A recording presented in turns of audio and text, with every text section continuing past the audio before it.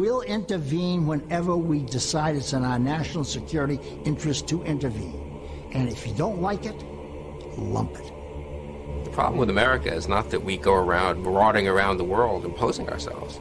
The problem with America in the last 10, 15 years since the end of the Cold War, really in the last 60 years, is that we've been too slow to get involved. I don't know how many Iraqi civilians were killed, but I can assure you that the number is the absolute minimal that it's possible in modern warfare. Every nation in every region now has a decision to make. Either you are with us or you are with the terrorists. Now, that land over there is yours. You'll go back to it one day because your fight will prevail and you'll have your homes and your mosques back again because your cause is right and God is on your side. Welcome to the Darkened Hour. Welcome to another episode of the Darkened Hour. I'm your host, Adam Fitzgerald. And with me today are two very special guests. Ray Nowosielski is an Emmy-nominated nonfiction filmmaker, producer, and writer. Nowosielski worked on many successful projects, one in which he personally directed, 9/11 Press for Truth, where the film surrounds the lives and activism of widows of husbands who were killed in the World Trade Center on September 11, 2001. John Duffy is a writer and activist. He wrote and produced a critically acclaimed documentary, Press for Truth. His 2011, Who Is Rich Blee, was among the first podcasts to explore the true crime investigative genre. 3 years before Serial, exposing an alleged human rights abuser inside the NSA and resulting in a well-publicized threat of prosecution from that agency. He collaborated with Ray Kopple on 8 films. With John Duffy, he created the I Heart BLM True Crime podcast, After the Uprising, nominated for a 2022 NAACP Image Award. The Intercept co-founder, Glenn Greenwald, later dubbed the work Fantastic and Brave. Both Nowosielski and Duffy would co-author an Amazon best-selling book, The Watchdogs Didn't Bark, the CIA, NSA, and the Crimes of the War on Terror, which cover the U.S. intelligence failures and publicly named certain CIA officers who embarked on a secret operation of hiding information from the FBI regarding 2 al-Qaeda operatives who would later hijack American Airlines Flight 77 that crashed in the Pentagon on September 11th, 2001. Ray, John, thank you very much for coming on today. Hey, Adam. Thank you for your podcast. Yeah, Appreciate thanks for having us. Thanks for the invite.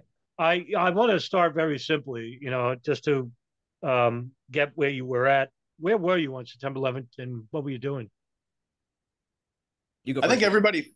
Go ahead, Duff. You?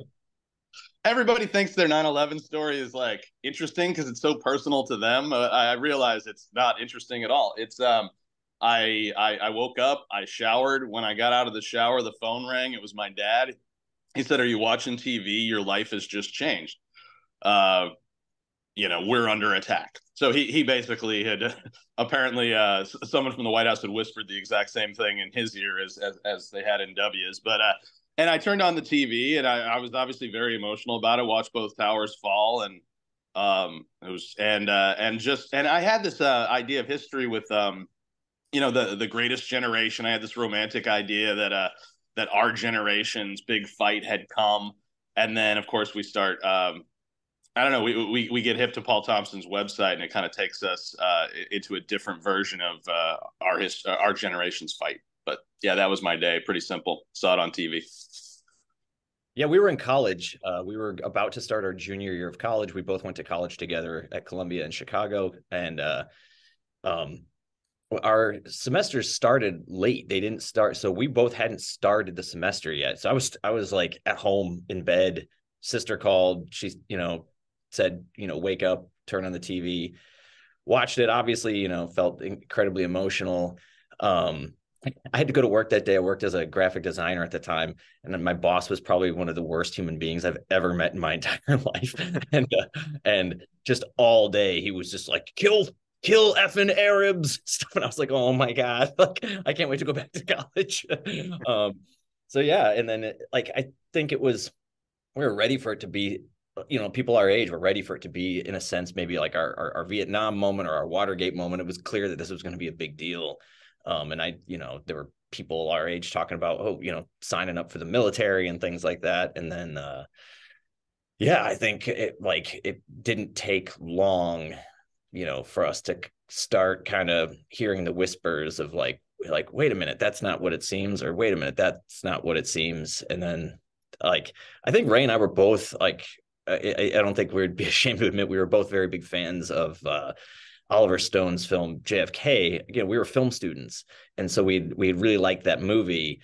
And then as the years went by, I think we both were like, there's there's kind of a lot going on here, and there might be something bigger behind 9/11 than what we had been told. So I think that maybe that's a good intro. I don't know. No, it's let me ask you a follow-up question to that. Did you ever think in your wildest dreams at that point that you would embark on what you embarked on? I don't think so. I mean, we were film students. I took some documentary classes, but mostly I was focused on like narrative film and stuff. I think it really started congealing for us because, like he said, we read Paul Thompson's website, and I think it probably wasn't until 2004. And like Ray and I had like talked about these things and things we had read, or things we'd heard. And then it was 2004. He and I actually had taken a road trip, and this is the era. I don't remember, Ray, if it was you or if it was me. One of us printed out a bunch of stuff, probably from like Paul Thompson's website or something like that. And on the road trip, like one of us in the passengers was like, "Hey, and then there was this, and do you know about this?" And it was just it was part of a topic of conversation while we were like in the car. And I think, and both of us were like, we had recently graduated college, and we're like, there's probably a movie here. There's probably a film project here.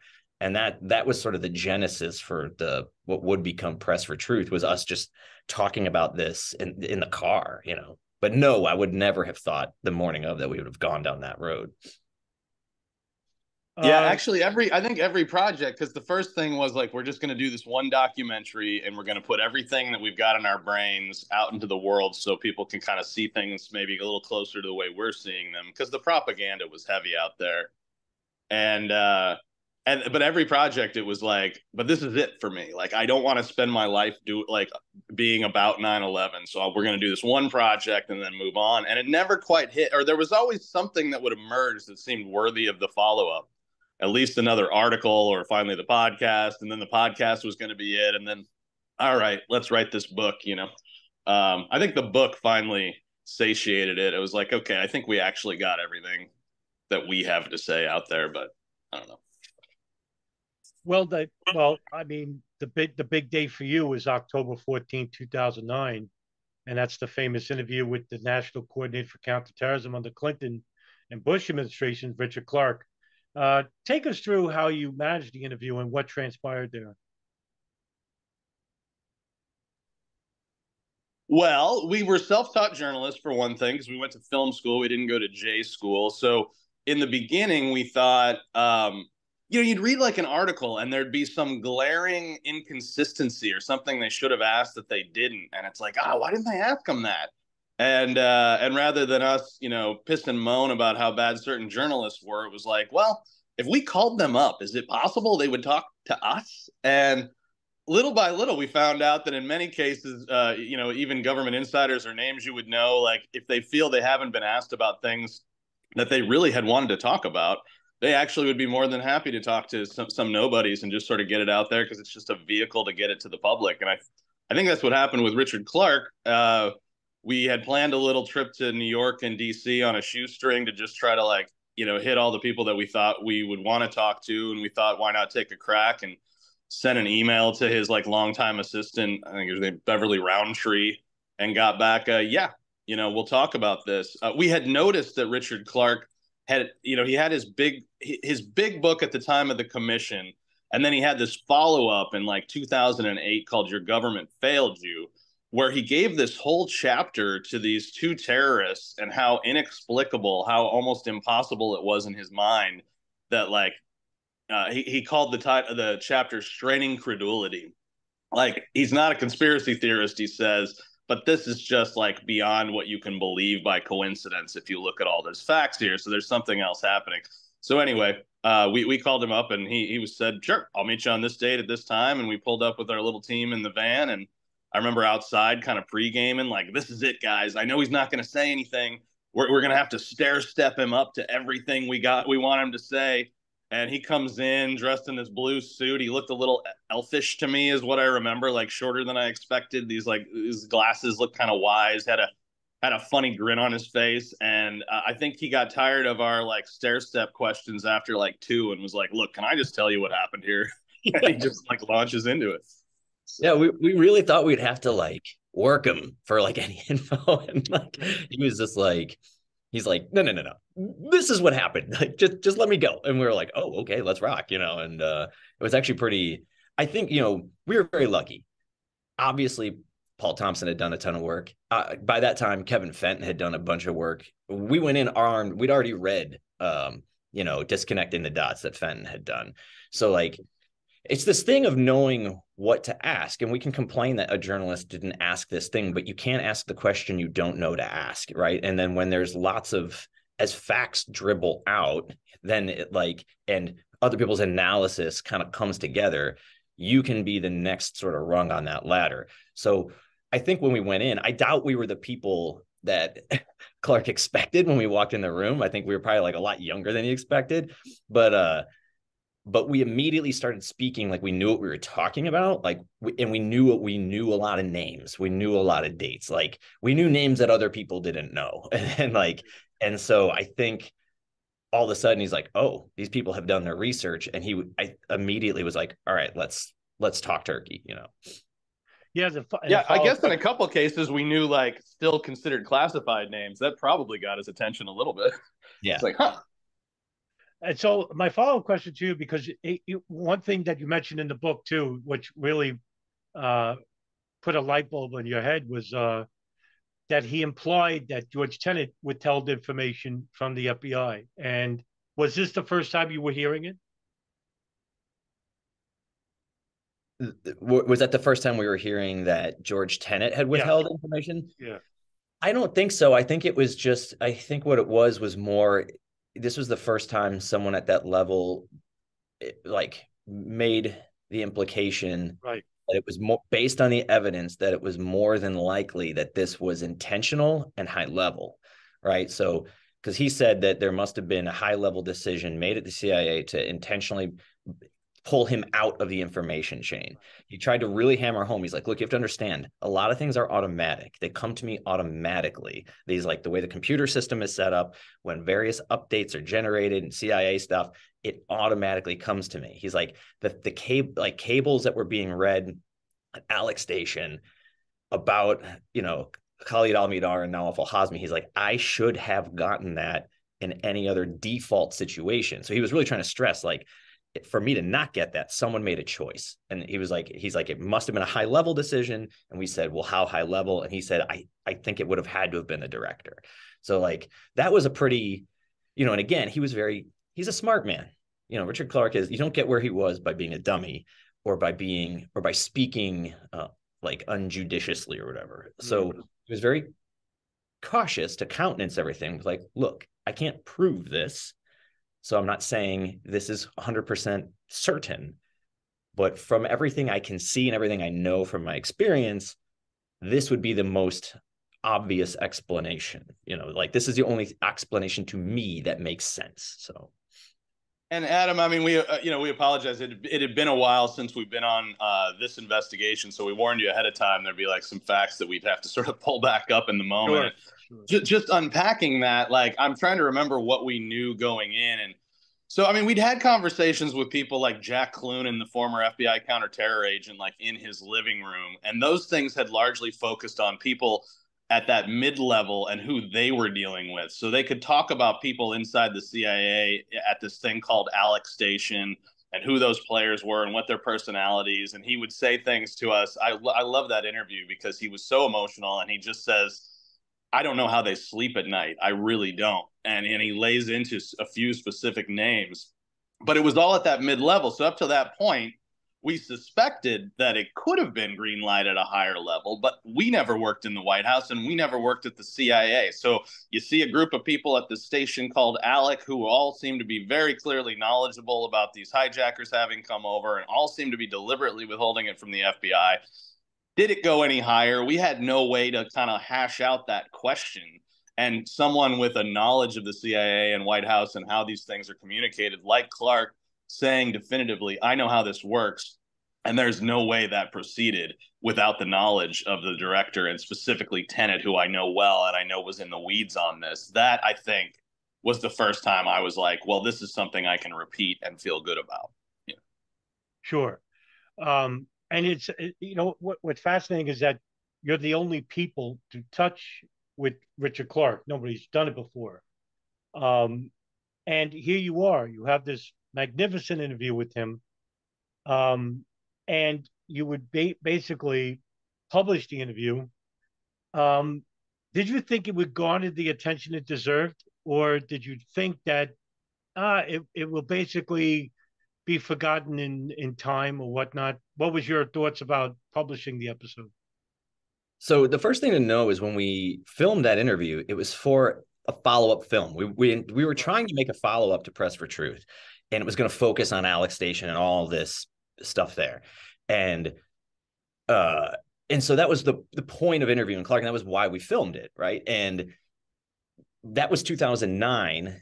We didn't release it until 2011. Right. And that was only because our film financing just never came together. So we were never able to make this movie we wanted to make. And it was Ray's idea. He's like, we've got all this footage, which obviously has accompanying audio. And he's like, we can finish by making phone calls to people and record those. And he's like, we can put this all into what's called a podcast. And at the time I was like, what is that? And like, what, huh? Like, I had no clue. It was Ray's idea. We sat in my garage and recorded our narration. And I was like, just kind of trusting Ray that this was a thing, But so when this interview with Clark comes out, we did cut together the footage of the Clark interview with some still photography and things like that to make a short, just like a 10-minute, 11-minute thing that's still on YouTube. And I think the first place we played that was on like Denver PBS, if I'm not mistaken, right, Ray? Like we went because there was the 10th anniversary of 9/11. Local activists got Press for Truth shown on Denver PBS, and we're like, we're going to do something really special. We're like, while our movie's playing, we're going to actually give you the world exclusive of this interview we did with Richard Clark. And that showed, and then we'd submitted it to some other like press outlets and stuff. But I honestly thought it would be bigger than it was. It was not, like, I think a lot of media people thought like, oh, Richard Clark finally lost his bean. Like they didn't think like, wow, we should take this seriously. And like, which I'm Ray probably remembers the specific outlets and their specific comments on what but not many people touched on it at the time. And the few that did kind of pushed us aside weren't really interested in talking about us or any of the other sort of general context. But it was interesting because it makes you wonder. It's like, how big of an official do you need? Like, how big of a person from the inside do you need saying these things before people in the media, editors and stuff like that will finally say, okay, this is worth taking seriously, instead of going, oh, another one is a crackpot, like I know there's a lot of like conspiracy type people who think, oh, it's all a big conspiracy. I think it's mostly a ton of fear at media companies, fear with editors of not wanting to step outside the bounds. Everyone wants to like play by the rules and not upset anyone in the government and the higher ups, and they don't want to lose their access. So until there's a brave outlet that just says, no, we're running with it, we're going with it, then they all jump on board. But yes, I would have thought that would have been much bigger than it was. Unfortunately. And I remember that we took certain steps to try to make sure it would be as big as it could. So instead of just dropping it on YouTube and hoping people found it or a certain community like blasted about it, in advance, we got it to Jason Leopold, who was at Truth Out at the time, but he's since been he's been a big guy at Vice and BuzzFeed, and then Philip Shannon had written a book we really respected, probably still the best book on the inner workings of the commission, called The Commission, and he was over at the Daily Beast. So we'd been working with both of them, and they were each going to premiere this on the same date. that was agreed to. And then the night before, I remember Phil Shannon says, Daily Beast isn't going ahead with it. There's no, Richard Clark won't get back to us, which I think is hilarious. I think it probably tickled us that Richard Clark would get back to us, but wouldn't get back to the Daily Beast to verify that he still stood by it. And I was super annoyed because I was like, well, you've seen the footage. You know he said this. You watch the words coming out of his mouth. You're not going to run it because you don't know if he still stands by it. How about just report that he ever said it, you know? And so I forward an email in which, like, Richard, because we had gone back and we said, out of some kind of deference, it's been 2 years, like, we want to move ahead with this. Is there anything you want to correct? And he didn't. To his credit, he was like, go ahead, go do it. And he probably knew he'd get painted in a certain light, but he gave us the go ahead. Anyway, Shannon ends up, the funny thing was there that the Daily Beast ended up not only moving ahead the next morning as planned, but moved up their, like, release time by 2 hours just to scoop Jason Leopold. And Leopold, who did a much better article and included much more credit to us, was so pissed off at Shannon for doing that. But anyway. Yeah. Now, during that interview, he talks about the 50 or so agents that read the cable. And the reason Clark gives regarding the 50 or so agents, 50 or so officers at CIA knew about the cable that showed Khalid al-Mihdhar and Nawaf al-Hazmi, known al-Qaeda operatives possessing U.S. visas, were coming to the United States, was that the CIA was trying to flip them as informants. However, according to Richard Blee, the deputy at Alex Station in 1999, before a principals meeting, he would tell them that they lost contact with Khalid al-Mihdhar and Nawaf al-Hazmi as they headed to Bangkok. Now, I'd like to get your thoughts regarding that. Do you believe they ever lost track of them inside the United States? Oh, Thomas Drake talks about it. It's in our book. I mean, Tom Drake's like, no, the NSA knew where those guys were the whole time. Right. It's poppycock. So yeah, absolutely. Like, no, it's kind of funny to me, like, that they would say that, because I guess you have to make up something up, if you're gonna, like, tell this big lie. But you'd almost be like, okay, well, everyone who lost track of them is fired now. Like, how could you be, like, in, like, the administration and hear that and not tell your CIA director and tell your director of the Bin Laden unit, be like, oh, your people can't keep track of these couple of guys. You were able to track them the whole way there, but you lost them leaving. Like, well, those guys are fired now. Get better guys. Like, it's just such a preposterous excuse. But yeah, Tom Drake was like, yeah, no, we knew the whole time where they were. And to be clear, Tom Drake did not work at the NSA at that time. Right. He's saying this from what he saw after the fact. But it is funny, like, there seems if the government gets caught in something that seems really bad, there's only really two explanations Americans will believe. It's a terrible conspiracy, or it's complete incompetence, because we have no faith in our government. So we can kind of go either way. So if they're caught, they tend to just be like, oh, yeah, no, we were super, super incompetent. Sorry about that. No conspiracy. It was incompetence. And then Duffy and I think how we differentiate ourselves a little from other folks who seem to just want to put a story together and figure out what happened with a mystery, we always had, like, the goal of accountability. And I guess Pollyanna-ish, we thought it was possible that if you could put somebody in that hot seat where you proved something bad had happened, and their choices were incompetence or they participated in a conspiracy, either way, you should be able to get them fired. And that turned out to not be the case. To our great frustration, no one was ever fired for anything that was ever proven that they failed on related to 9/11. So. Or prosecuted for lying before the Congress. I share your naivety, because I, too, believe in accountability. And maybe that's the reason why I'm driven to, do the podcast itself, knowing full well no one's going to be ever held accountable, but you got to put the effort there anyway. Well, how about this for a hypothetical? I want to get your thoughts on it. So the CIA goes and tells everybody at the principals meeting that they lose contact with Khalid al-Mihdhar and Nawaf al-Hazmi because they knew they were coming to the United States. And because the CIA legally cannot conduct operations inside the United States, they would rather have the NSA or the Saudis follow them and give them providing financial and logistical support, and the information would come back to them regarding what's going on with them. Would that seem feasible? Well, or is that entirely a reach?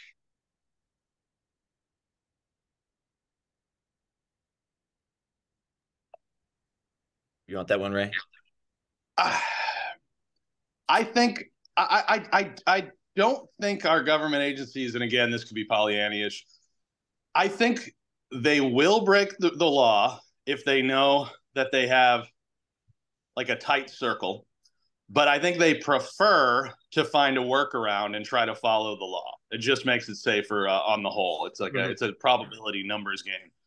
So I think it seems most likely, based on the relationship that George Tenet, head of CIA, and a number of his top deputies had with the Saudi intelligence services, and given sort of the outline of evidence that it seemed like the Saudi intelligence services had already been very interested in these two guys and may have been tracking them themselves, that it would make more sense to not violate U.S. law and not monitor within the U.S. if you're CIA, but to get your friends to do it and believe and hope that they are actually feeding you good information. It's a workaround to the law. It's still not great, but it's not technically illegal. Well, although it is probably inviting another intelligence service into your country to monitor folks probably is illegal, actually. But and also, I think part of that is probably too the idea that if the CIA wants them, you can't walk up to them with John Kiriakou. you can't have, you need the approach is best made by someone who is of their culture, who speaks their language, who, who can start that process on a much more camouflaged footing, right? Like, I think if that is what happened, if the attempt was to get them reporting, even if not necessarily consciously, right? Because like you might think when they say, when Clark says like maybe they're trying to flip them or whatever, I think people immediately think that they're going to go up and say, you're on team A, I want you to immediately switch to team B. It probably doesn't work like that. It probably works more like, let's start developing some relationships. Let's talk to them. Let's see kind of what they're up to. Let's see who they're hanging out with. And then if it comes to a point where you think they're like 100% flippable, maybe do that. But I think it was probably more like we will infiltrate. It's easier to infiltrate here on our soil than it is to infiltrate on their soil. And we're going to use people they think are on their side because they look like them, share their culture, share their religion, share their language, right? So I think that's probably more the thinking. And then like Ray said, it's also, and now it's like, oh, we didn't do that. So it's also additional cover in a way, right? Because I know there's a certain section of your audience who's going to believe that they were flipped, they were monitored, they were kept close at hand because there was an effort by certain elements in our government to ensure that their plot was protected.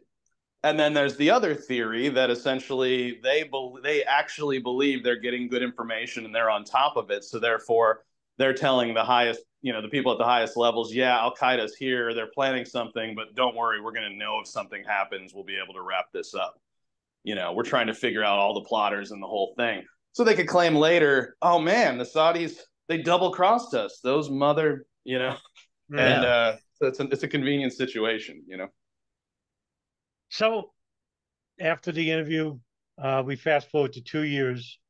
You published what I believe, in my opinion, was the single most important 9/11 podcast, Who Is Rich Blee, on September 11, 2011.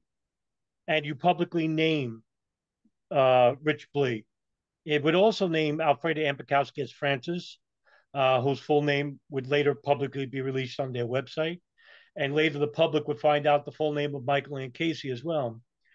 And I'd like for the both of you to explain who is Rich Blee, Alfreda Ampakowski, and Michael Ann Casey in detail for us. Richard Blee was the head of Alex Station after Mike Scheuer was pushed out of that. His father was like a legacy CIA agent, CIA officer, and And yeah, so the reason we called it Who Is Rich Blee, it was like Ray said, with the idea of going after accountability. It was like, okay, bin Laden successfully attacks the United States with his crew. There's a group at CIA called like Alex Station, which is the bin Laden unit. Their one job is to like monitor and stop bin Laden. So if anyone is to get fired for 9/11, maybe the guy who is in charge of the bin Laden unit should be the guy who takes responsibility, falls on his sword, resigns, says, look, I was in charge of this. We didn't do the job of stopping them. It should be my head that rolls, and so that's why naming Rich Blee was obviously so important in that regard. Alfreda Bukowski is a CIA officer who worked at the bin Laden unit. She was handpicked by Mike Scheuer, who started Alex Station, and she's sort of infamous now for having been involved in torture but also in, it's claimed she was instrumental in finally killing bin Laden down the line. But her name had never been known. She'd been referred to as a redhead at Alex Station, things like that.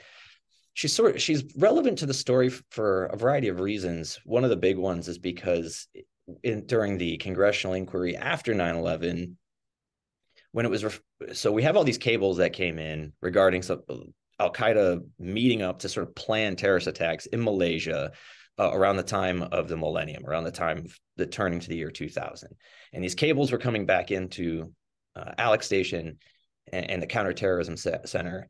And when later asked, like, hey, when Doug Miller, this FBI agent who was stationed there at the CIA, when he was trying to warn the FBI about what he'd read in these cables, and I hope this is coming across kind of not super in a super convoluted way, but when these cables were coming in saying, hey, there's Al-Qaeda guys, they're meeting up in Malaysia, they're planning bad stuff, and they have visas to enter the United States.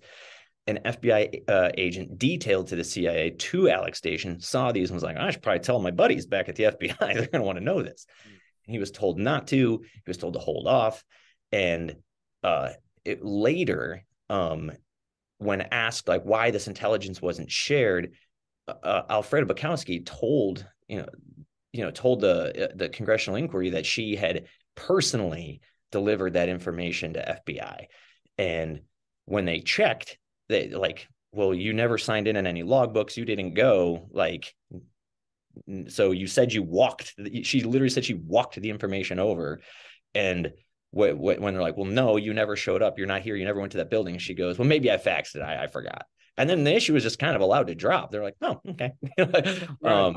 So she's relevant for a lot of reasons. That's one of the big ones, because in this whole convoluted story of information sharing, like when investigators were trying to drill down, like exactly specifically who was involved in this quote unquote failure to pass information, she is one of the people who lied, said she did, but didn't.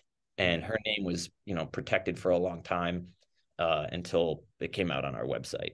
And Ray, I don't know if you want to. And then if I can interject there, coming off of that, because Michael Ann Casey comes into the mix and becomes important because she's the one who is a lower level person working directly for Tom Wilshire, the deputy director, and for Alfreda Bukowski. And she's the one who then takes it a step further and sends a message sort of CIA counterterror wide saying that this information has been shared, misinforming CIA people who might think to share this with their FBI counterparts that don't worry about it, it's been shared, when it in fact had not, which did further harm, I think. And then she's also kind of part of the weird loop of how the Alex Station staff tried to cover their asses after the fact, or sort of as it was all kind of unraveling in the quote unquote summer of threat, right before 9/11. Like at this time when it would be like really, really important to like make sure people over at the FBI knew that these guys were in the country. There's this weird loop that sort of starts where she is tasked by Tom Wilshire, the deputy director of Alex Station, to go through, in her spare time, go through the old cable traffic, see if she can tease something out with these Al-Qaeda guys. And then it's by some miracle of the cosmos, like the day after John O'Neill retires at FBI Counterterror, she stumbles upon these CIA cables that mention the visas and stuff. And what she does is she hands them to who? Tom Wilshire, who then goes, oh my gosh, these guys are in country. And that's when the official word gets passed over. It's like August 28th. My dates might be off. I think it was August 28th of 2001. Finally, word gets passed over to FBI. Oh my God, these guys are in country. We got to go look for them. But it's this weird circle where like Tom Wilshire, after seeing that exact case, then supposedly tells Michael and Casey, hey, why don't you look through these old cables, see if you can shake something loose, see if there's something we missed here. And then when she finally sees the exact cable that he saw that made him tell her to do that, she then tells him she found it. And he goes, oh my gosh, we should do something about this. And it's like this weird setup where they're like trying to create a false paper trail to make it look like they just re-stumbled on this information that people had overlooked when it happened, and she was part of that sort of fake paper trail. It seems to be that the names themselves, when you tried to publish them, you were wrangling with CIA officials about public relations because you came under intense pressure regarding what you're planned to do about publishing these names. Tell us just how much pressure that you went under, because I can only imagine what the CIA was trying to do to you to try and stop you from publishing this podcast. Yeah, they have a guy who I assume is pretty well trained to get into that position. He ended up being, I think, the head of public affairs for CIA. So I assume they find somebody who knows how to talk with people, knows psychology. And I felt that in my phone calls with Preston Golson, that like I was being worked somehow. And there were a number of approaches. We had gone to them because we were requesting an interview with these parties, including Alfreda Bukowski, out of I guess, an old-fashioned sense of, you're being accused of a lot of things. You should have the right to speak on your behalf before we put this forward. They asked that we share a transcript so they could react to specific things, so that they essentially got a preview of what we were going to publish, so they could kind of come up with their counter talking points. And then shortly thereafter, we began to be threatened that we might perhaps, by publishing those names, be violating the Intelligence Identities Protection Act. We talked to an attorney at the ACLU, Ben Weisner, who told us that law is not meant for people who haven't signed a security clearance, who haven't signed on to government secrecy as part of employment. But they've been trying to test it in the Obama years. Clearly, they're trying to expand it. And when they do so, I've used this line a million times, but I love his line. It's like, they're not going to go after Bob Woodward. They're going to go after a couple people at your level, to make an example. So we were feeling a lot of heat around it, even though we knew this is a free country with the First Amendment, and we have every right to go forward with information, that would be public, of public interest about people who are collecting taxpayer money. But we sweated it out. And as you know, or as people may have heard, that, we actually initially decided the better move here was to go ahead and censor the names with like an electronic voice, so people would know every time the names were censored. And we thought we could use this to create a larger campaign, bring more people to this subject by saying, why will the CIA not let us know the names of two people that made this monumental a failure that's still on the inside? And then what happened is that our webmaster, a few days after the podcast with the censored version comes out, ends up accidentally posting our email to CIA that named Bukowski, and a woman named Sibel Edmonds. I don't know if she's ever been on your show, but a former FBI analyst who had been doing work into, transparency in the government, thanked us and published it on her site. And then Cryptome, the WikiLeaks alike by John Young, put it out, and the name was there, and that was done. So Let's hop over to your book. In chapter 2 of the book, you spoke on what I consider one of the most important topics that I tend to focus on, and that is the NSA wiretap of bin Laden's satellite phone in '96 that led to a house in Yemen owned by Ahmed al-Hada, which was later found out to be an al-Qaeda switchboard of communications. So I'd like to get your thoughts. Can you talk a bit about what this was about?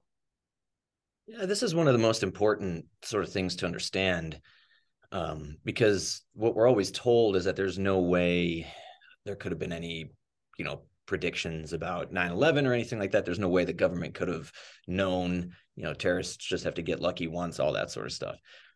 But so, like you said, the house is owned by a man named Ahmed al-Hada, who is one of bin Laden's good friends. He also happened to be the father-in-law of Khalid al-Mihdhar, who was one of the 9/11 hijackers ultimately. And yes, like you say, it was a switchboard. So you can't just make phone calls to anywhere in Afghanistan when you feel like it, and especially when you're trying to run like a clandestine terrorist organization. So they used it as a way people could call from one country, leave a message, and someone could call in from a different country and receive that message. And like you said, this house was known about because they had tapped bin Laden's, satellite phone, and they're seeing what numbers does he call? And then there's this house in Sana'a, Yemen, he calls a lot. So that's going to be important. And it's owned by his friend. So they actually, Mike Scheuer went on, he said that I think he told it to Bamford first, right? That the CIA had actually built a relay station, a satellite relay station, I want to say in Madagascar, mm-hmm. So they could hear both sides of these conversations, because what was happening was the NSA was able to listen in on the house. And then the guys at CIA, Scheuer went over to NSA saying, hey, I really need to know what's being said on those phone calls to the Yemen house. And they were only giving him half of the call. They were giving him one side of the call, but not the other. And he was like, this just isn't going to do. So the CIA, he convinced the CIA, whoever he had to convince, that it was worth building a satellite relay station to listen to the house themselves, so they didn't have to rely on whatever the NSA was giving them. So Alex Station then, from that point on, would have their own ears into that house, into any of the calls going in and out there. So what's the major point about this is that I guess first starting, I mentioned that terrorist summit in Malaysia around the time of the millennium. Well, that's how the CIA knew that was happening, right? They listened to that. So that's how they knew these guys were going to be gathering in Malaysia. And knowing that they'd be gathering there, they set up all the surveillance, coordinating with other intelligence agencies around the world to follow these guys to Malaysia and to do their best to find out what was going on with them there. And so that house was pivotal to them even knowing that meeting was happening. Well, when Nawaf al-Hazmi comes to the United States with Khalid al-Mihdhar, and they set up shop they land in LA, but they end up setting up shop and getting an apartment down in San Diego. Nawaf al-Hazmi gets a phone number in his own name. And then Khalid al-Mihdhar is calling his pregnant wife, who lives at that house in Sana'a, Yemen. And my memory is foggy. I want to say they at least called that house from the United States 8 times. So that's critical, because you have the NSA and the CIA monitoring every call that goes into and out of this house. And now they see 8 calls coming from San Diego. So not only should they have been listening to those calls, which of course they were, there should be a big siren blaring, hold on a minute. Usually the calls going into this house are coming from, not domestically. They're not coming from the US. They're coming from other parts of the world. To see that they are now coming from the US means someone from the US is calling the Al-Qaeda switchboard that's basically bin Laden's answering machine. So right there, that should have been a hot fire emergency that should have involved immediately getting warrants, sending information to the FBI, getting warrants to go to that house, either to immediately begin surveillance on that house, like manpower surveillance and electronic surveillance of that house, the FBI doing it, and then arrests made to wrap this up. I imagine what would have probably happened would have been, if it had been done correctly, there would have been a lot of surveillance of that house, so the FBI could have found whoever else was attached to those people, because you don't want to just necessarily arrest the first 2 guys right away, because there might be more guys and you want to know who all the guys are. But that's probably what should have happened. But instead, that didn't happen. And Tom Drake goes into this in his interview with us, where he talks about the managerial chop chain. So if Richard Clarke is right, if Richard Clarke's hypothesis that there was a high-level operation coming all the way from the director of the CIA saying, we're going to let these guys in country and we are going to try to flip them or, get them reporting, and we're going to keep the FBI out of it. Well, the NSA would have had to have been brought in on that, right? Because the CIA can be running all the op at once, but if the NSA starts seeing calls to Sana'a, Yemen, the Al-Qaeda switchboard from San Diego, the NSA is immediately, if they're doing their job, going to go, oh, hey, FBI, we got a problem here.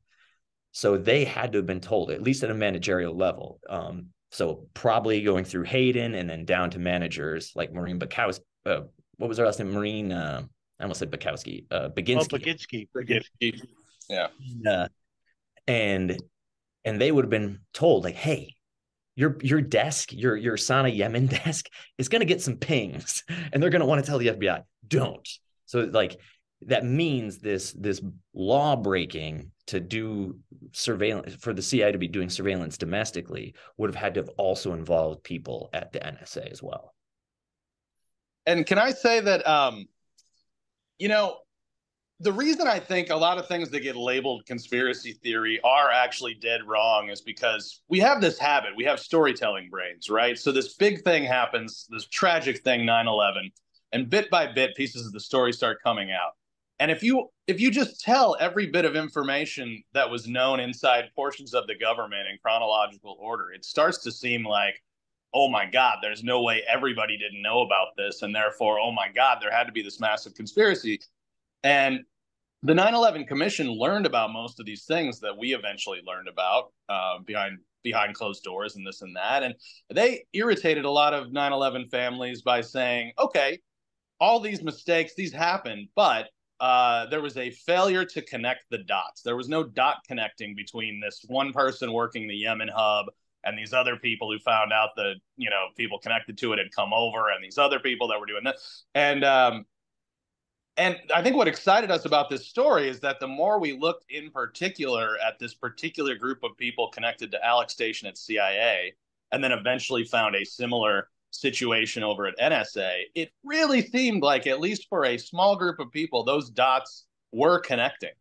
And, and we felt we could kind of prove that, at least circumstantially, if not in a few cases directly. And then the question becomes, well, then what was their intent? Then why did the plot succeed if they were connecting those dots and their job was to stop it?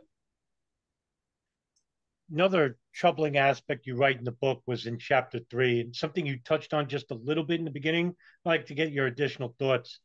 You mentioned the August 7, 1998 bombing of the U.S. Embassy in Kenya, and how one operative managed to flee from the truck that exploded, which was Muhammad al-Ohali, had spoken on a phone outside the Ramada Hotel at a kiosk. And when the FBI learned of this, pulled the number and traced it back to the house in Yemen that he called.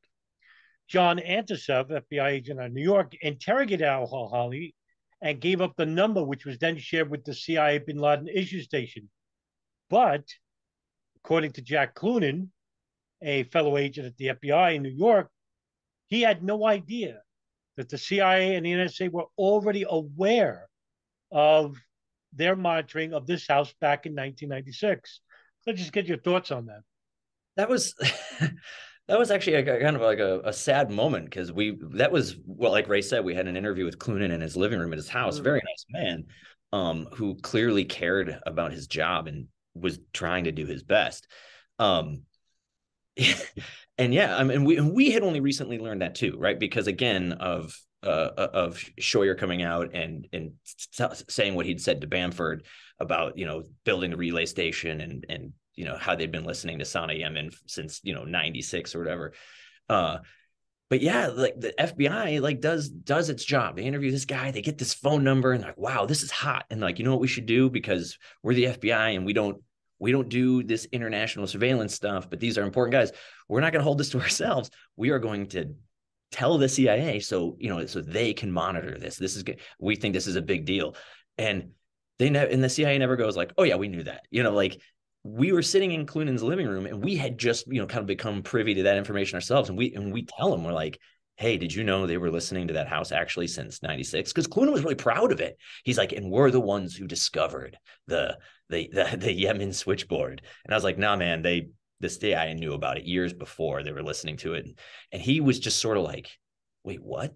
They were like, we were the ones who like told him that. And it like deflated him, like it was just like another, I think probably leading to like what the comment Ray had brought up earlier, like where he finally is like, I don't know how these people sleep at night. So.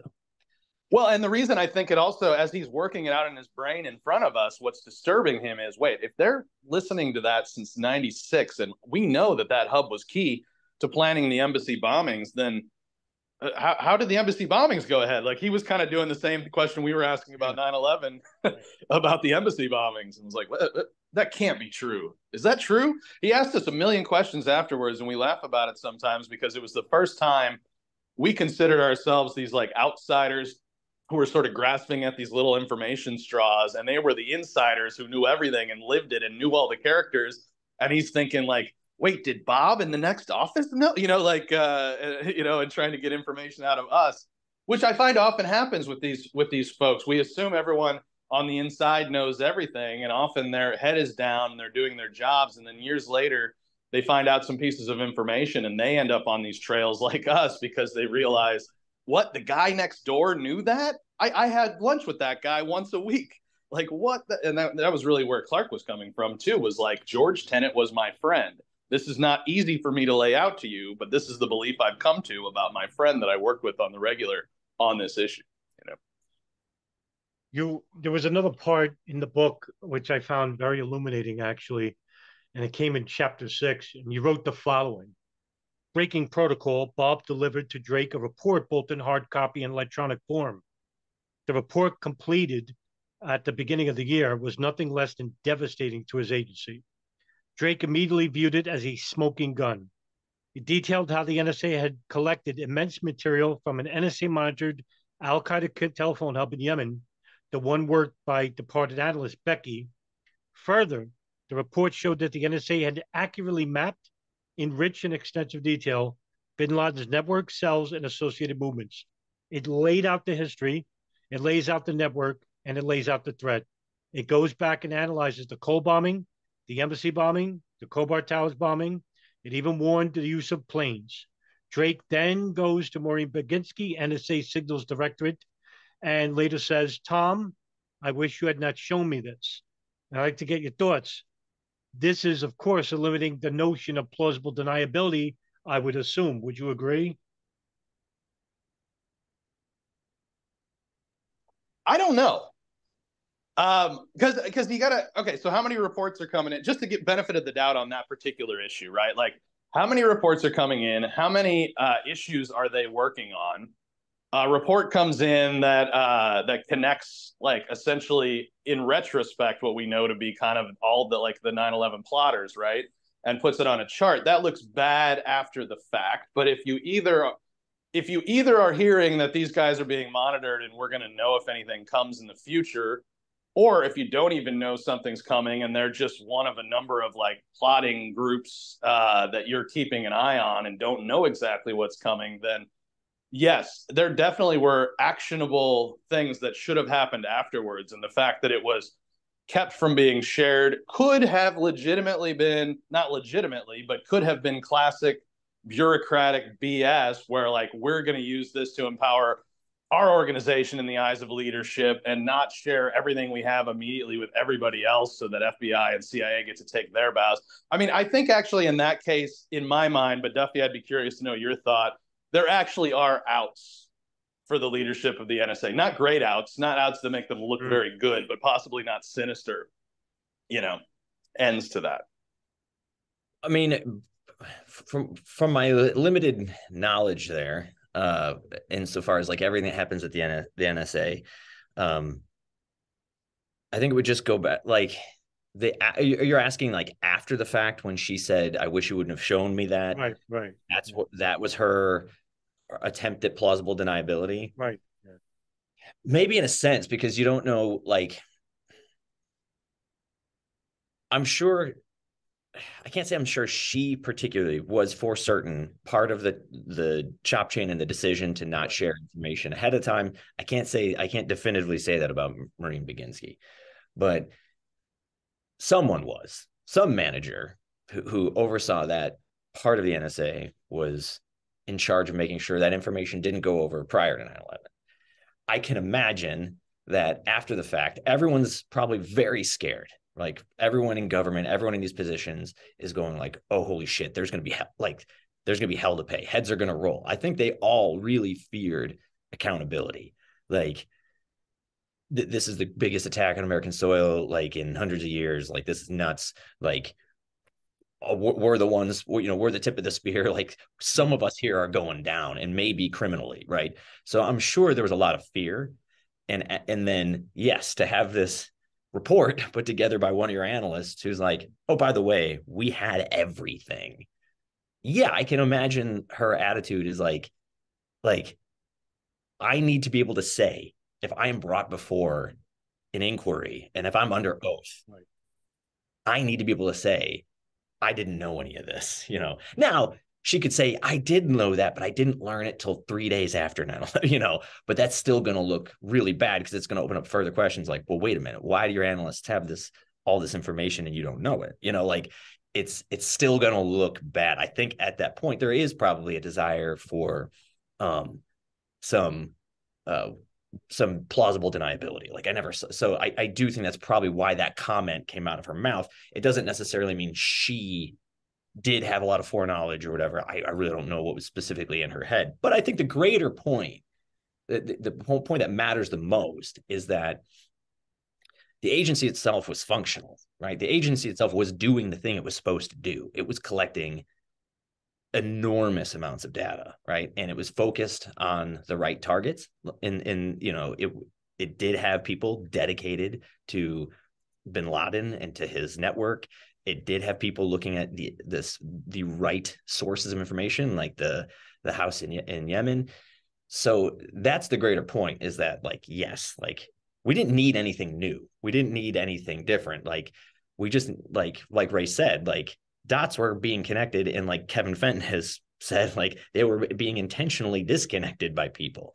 So I don't want to trail off too much, but that greater point. I'll trail in if I could with just a quick thing there. I mean, I think Duffy and I are empathetic, as I think most journalists and storytellers should be, because you want to put yourself in other people's shoes. So the empathetic side of me imagines my house burning down and then Duffy bringing me a photo he took in my garage of me storing a whole bunch of gasoline tanks and me going, I wish you hadn't shown me that. Right. So there's a natural inclination to try to cover your ass when you think the hordes are coming for you. But that said, I think it points to how much the American character of the people working in our government have changed over decades, because the example Duff gave earlier with Rich Blee, I mean, the honorable thing to do in the past would have been to go, look, this really wasn't my fault. I really didn't know what was coming, but I was in charge. It was my responsibility to stop this.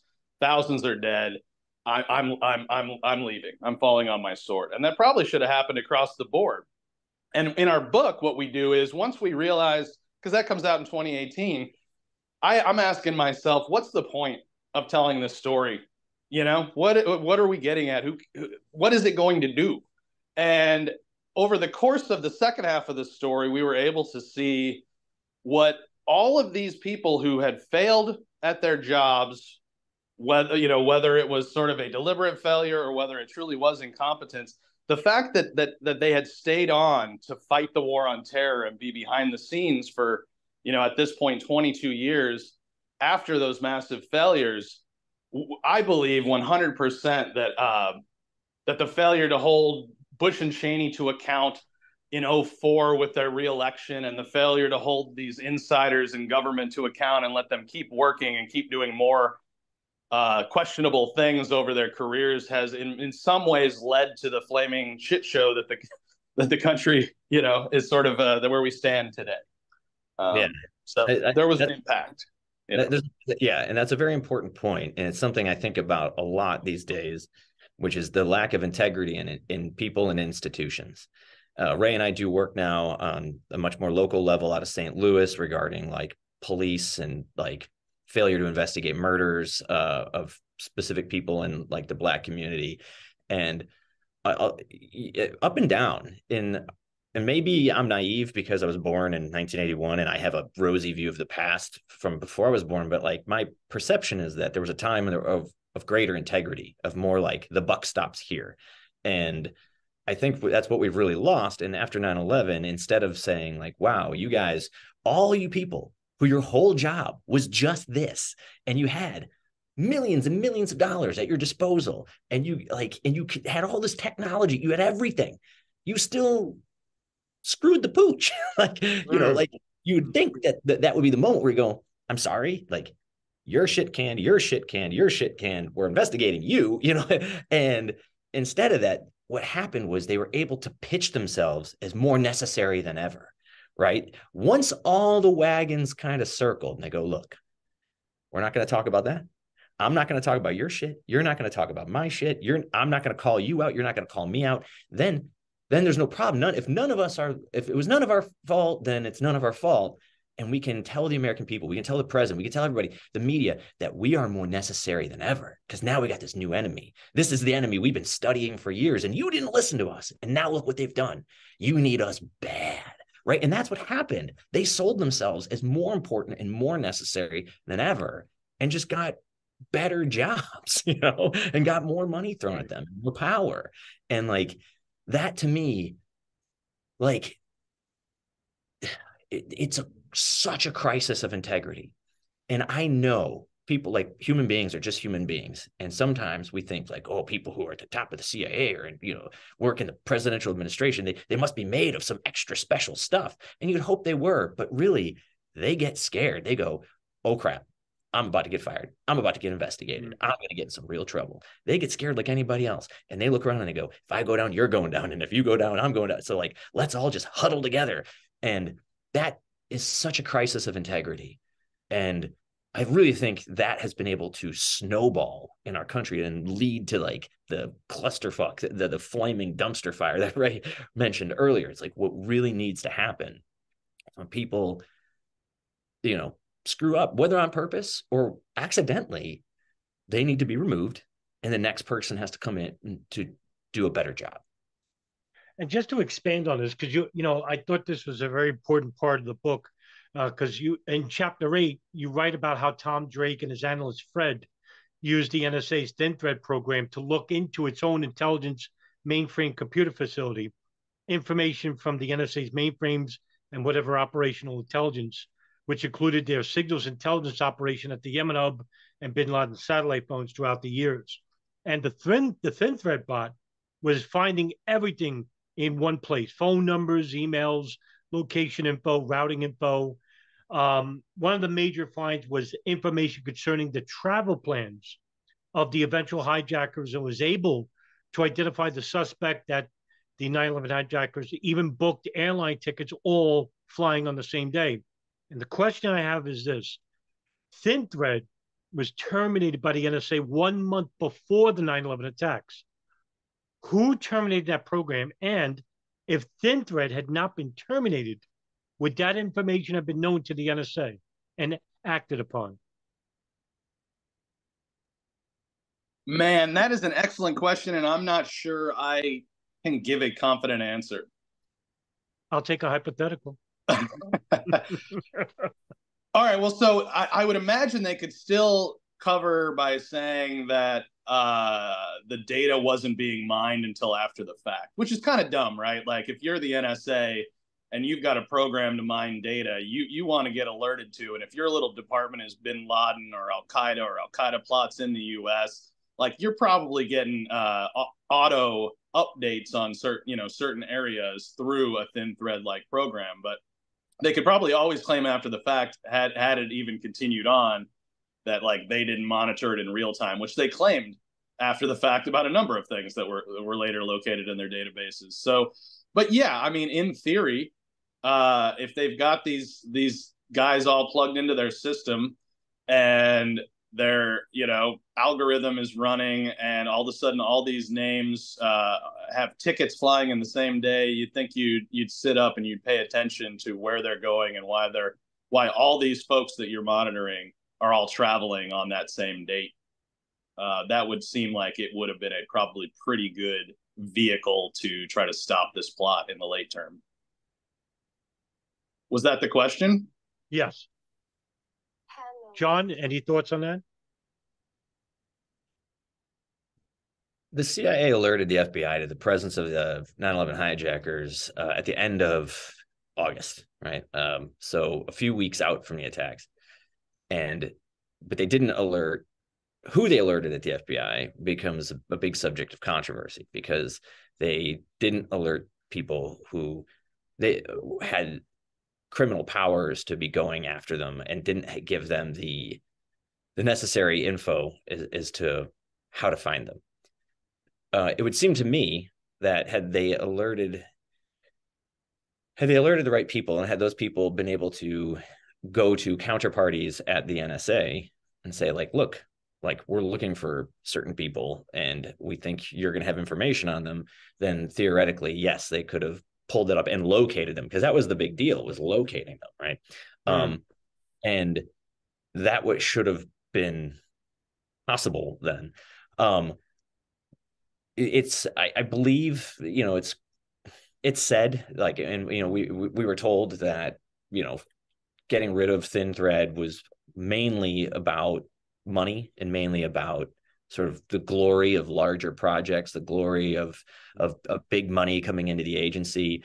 I think it was alluded that decisions like that, you said who killed it, that decisions like that might have gone up to Hayden, but I can't confidently say that.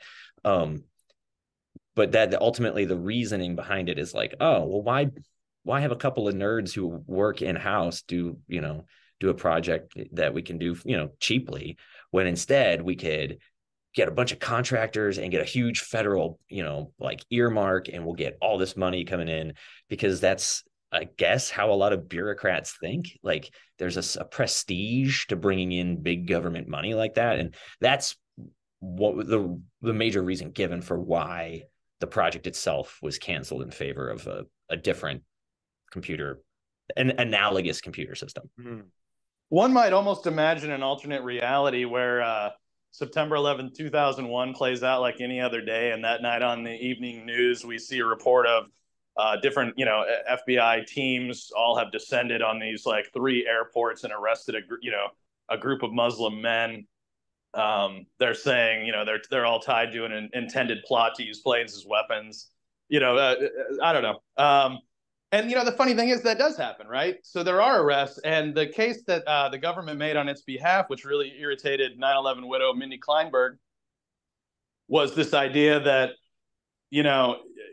the government has to be lucky 100% of the time in stopping these, and the terrorists only have to get lucky once. And that was a line I think she paraphrased from Tom Wilshire when he testified before Congress, and she made the case. She laid out all the times that these dots should have or seemingly did connect, and that argument really didn't hold water.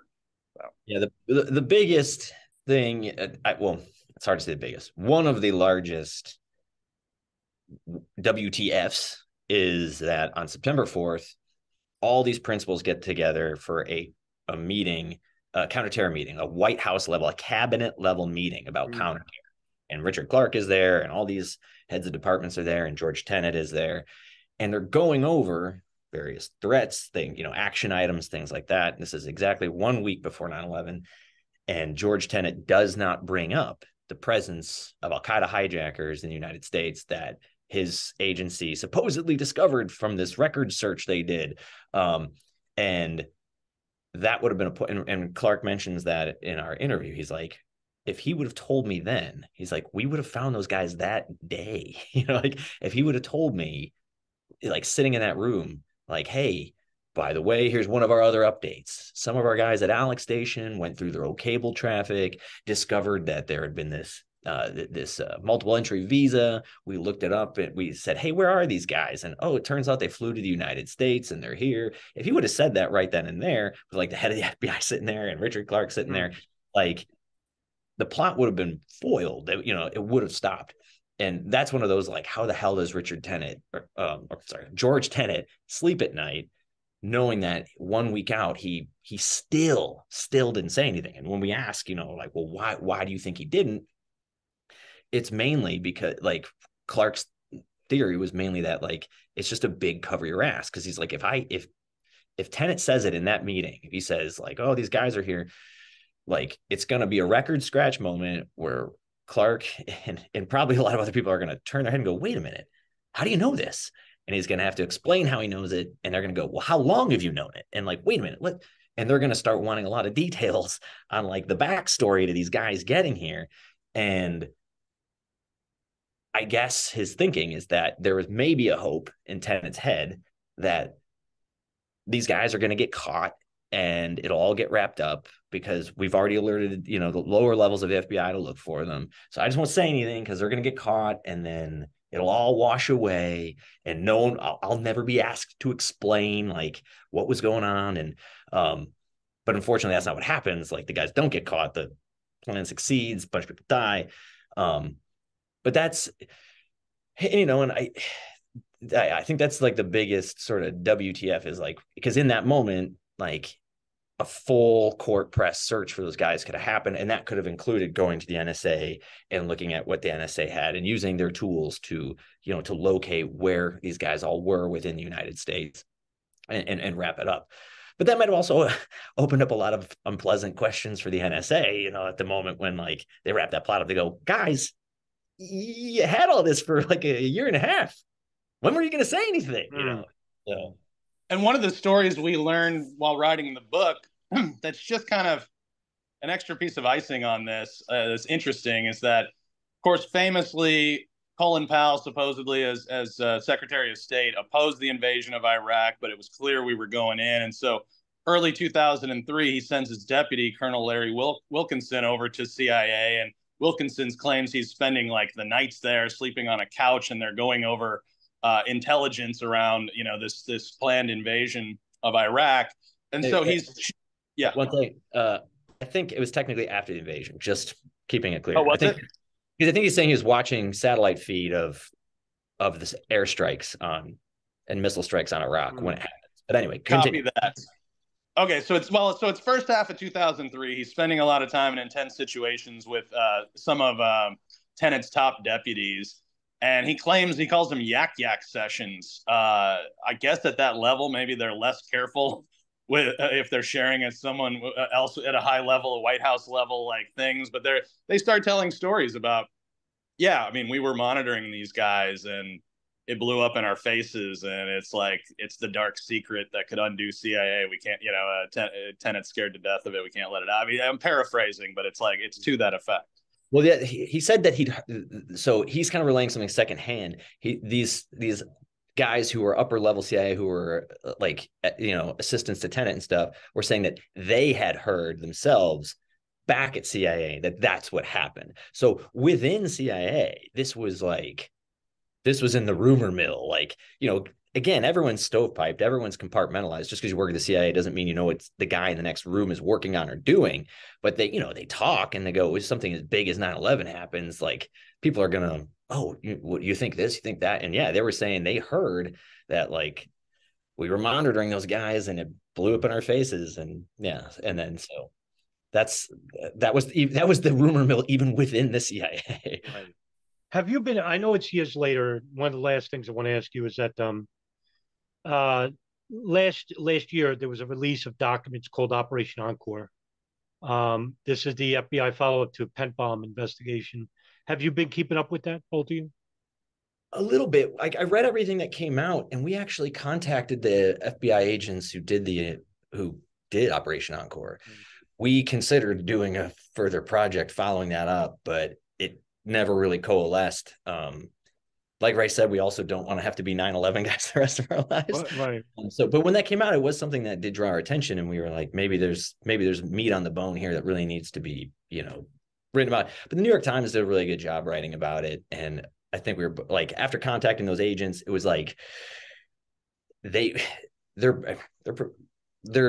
cagey, but in an understandable way, in a sense where they didn't want to talk over the phone about anything. Right. And we had discussed possibly meeting them in person, but one was San Diego, one was New York City. We weren't in either of those locations at the time. Then COVID was happening and travel was getting screwy. And so we had brief email exchanges saying we were interested. They would only really talk about it in person. And then it just kind of came down to like, well, I think most of the things that they were willing to say, they had said to the New York Times. And I don't know if we would have gotten them to say much else. Maybe we would have. Right. This conversation could have went on another 2 hours, I know for sure. But I know you got daily lives. So what I want to ask both of you, what projects are you working on currently? Talk about them here, and where can people contact you? I'll have everything in the description anyway.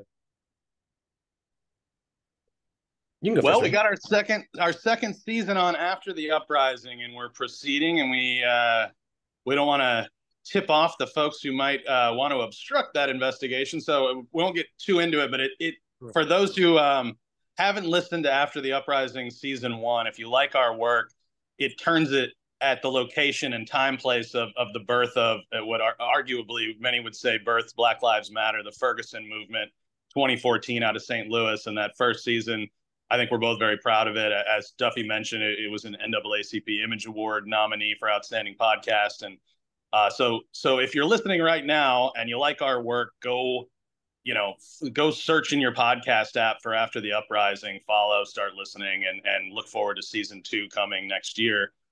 And then, of course, for anybody who's into this subject matter, they're going to love the new podcast we're doing, a double asterisk, about America through the lens of the holiday classic, It's a Wonderful Life, with all 10 episodes dropping November 20th from iHeart.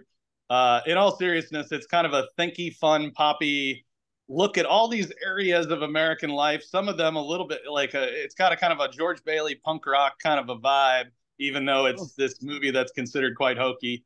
And that show is going to be called George Bailey Was Never Born. And you can listen to all 10 episodes November 20th, wherever you get your podcast.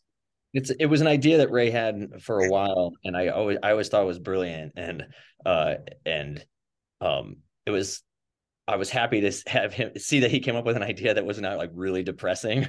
It was like, wow, this is like, it's like a little bit more fun. But yes, listen to After the Uprising, the death of Danya Dion Jones. You can find it on any podcatcher. It's sort of a true crime story. We're basically looking into what the hanging death of a young Black man.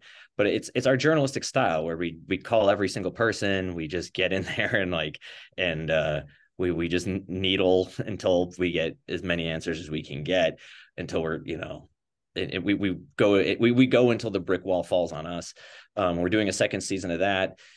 We are working on a similar project that is aimed to be a film about the death of a Native girl out in Montana, and a lot of government screwiness there. Basically, I think we got a little sick of like doing things at the national and federal level, and decided to like use that same skill and like find the exact same little like corruption and the lies and the ass covering at different local levels, whether city or state, stuff like that. So we have another project that will be coming out down the line.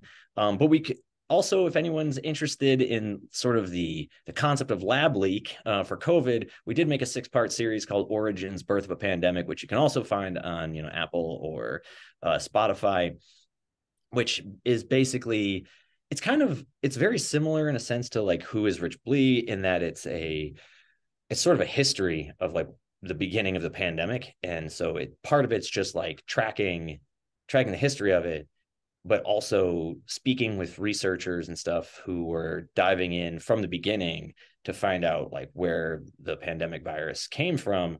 And it's really fascinating because it was such a taboo topic for the longest time, despite the fact that it just really shouldn't have been. It's like just hey, what happened here? Like everyone should want to know. And now that it's coming out that more and more U.S. federal government agencies are going, yeah, it was probably a lab leak.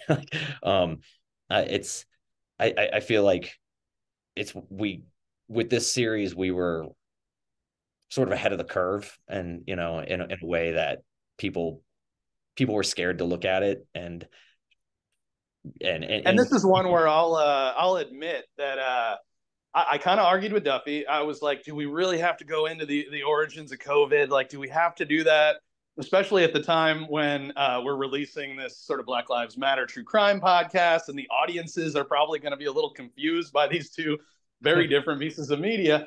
And but I was like, look, I know you're a good journalist, so I know everything in this will be true. I just wish we weren't pulling this particular thread. And I have to admit, obviously, the tide has turned on that issue since then. So I got to credit Duff for that. We just care about honestly, at the end of the day, we just care about the truth and good reporting. It's frustrating, when we don't work for legacy media agencies, so we can report on anything we want. And unfortunately, we live, again, it's like what I said before, there's just a crisis of integrity.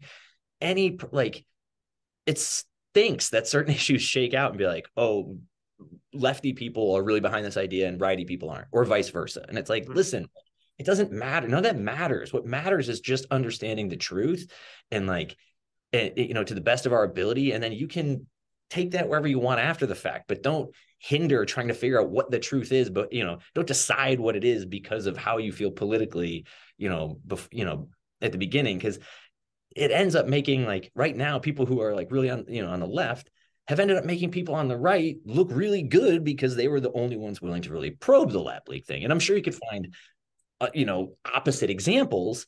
But anyway, yeah, we just care about good reporting and interesting reporting, and so. Well, and by the way, those two are of a certain tribe who think we really like the work these guys did on CIA, NSA. Wish they do more stuff like that, but I'm not really interested in the Black Lives Matter issue.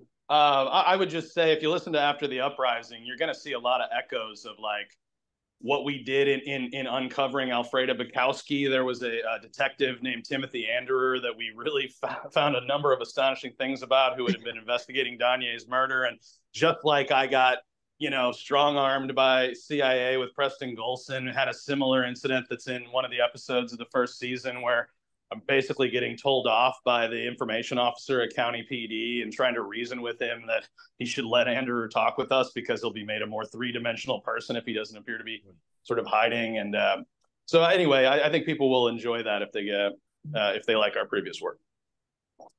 Ray Nowosielski and John Duffy, the Watchdogs Didn't Bark, the CIA, NSA, and the Crimes of the War on Terror.